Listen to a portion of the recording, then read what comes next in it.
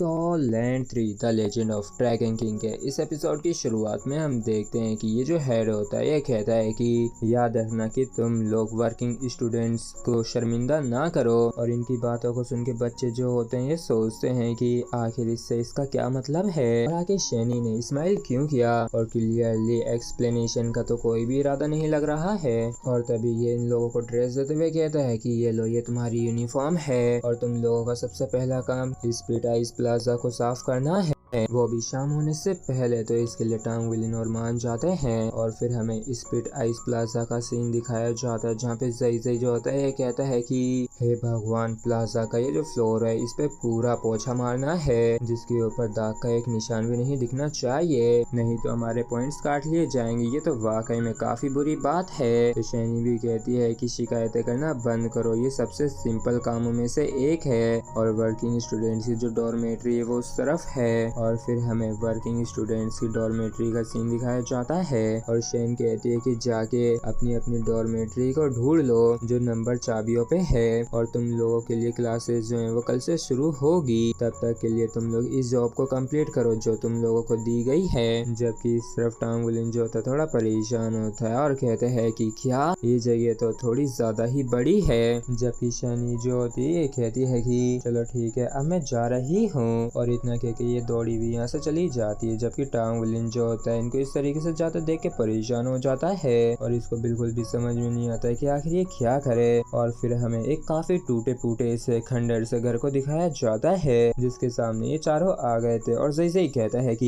ये फ्यूचर में हम यहीं पे रहने वाले हैं। और देखो तो एक बारी ये जगह तो कुछ ज्यादा ही ओल्ड है ना, और क्या सच में हम शेरक एकेडमी है ना कि झोपड़पट्टियों में। और देखो तो यहाँ पे तो सिर्फ 2 ही मेटल बेड्स के फ्रेम है जिनमें ढंग से बेड भी नहीं लगा हुआ है, और चारों तरफ ही कितनी ज्यादा धूल मिट्टी जम रखी है। आखिर हम यहाँ पे कैसे रह सकते हैं। तो ज़ूज़ियाओयान ज्योति कहती है कि कैप्टन आखिर हम सभी ही इस एक सिंगल रूम में कैसे रहने वाले हैं, क्योंकि लड़का लड़की को एक ही रूम में नहीं रुकना चाहिए। तो इस पर टांग विलिन भी कहता है कि अब जब हम सभी को ही यही रूम असाइन किया गया है तो हम लोग इसे अपने अनुसार पूरा बनाने की कोशिश कर सकते हैं। और चलो सबसे बेसिक सी जरूरी चीजों को डिसाइड करते हैं और चलो इस जगह की साफ सफाई करना शुरू करते हैं। और हाँ, वैसे तो कुछ कर्टेन्स को इस्तेमाल कर सकते हैं रूम्स को 2 भागों में बांटने के लिए। ज़ूज़ियाओयान ज्योति कहती है कि हाँ ठीक है, शुरुआत इसके साथ ही करते हैं और धीरे धीरे करके चीजों को इम्प्रूव करते जाएंगे।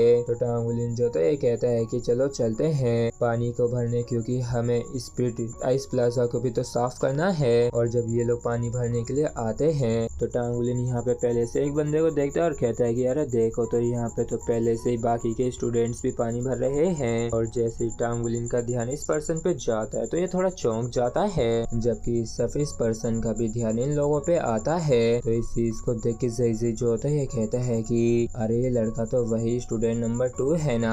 तो ज़ूज़ियाओयान जो होते इसका मुंह दाबते हुए कहते हैं कि हे आखिर तुम ना जोर से क्यों चिल्ला के बोल रहे हो।